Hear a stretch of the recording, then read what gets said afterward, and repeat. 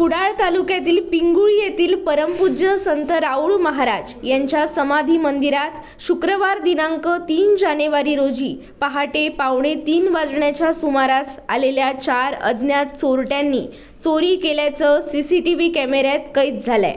चोरट्यांनी सुमारे 13 किलो वजनाच्या 2 चांदीच्या मूर्ती पादुकांसह फंडपेटी फोडून सुमारे 30,000 रुपये लंपास केले आहेत। या चोरीच्या घटनेनं पिंगुळीसह कुडाळमध्ये एकच खळबळ उडाली आहे। 4ही चोरटे सीसीटीव्ही कॅमेऱ्यात कैद झाले आहेत। घटनेची माहिती मिळताच कुडाळचे पोलीस निरीक्षक राजेंद्र मगदूम आणि टीम पिंगुळी मठात दाखल झाली होती।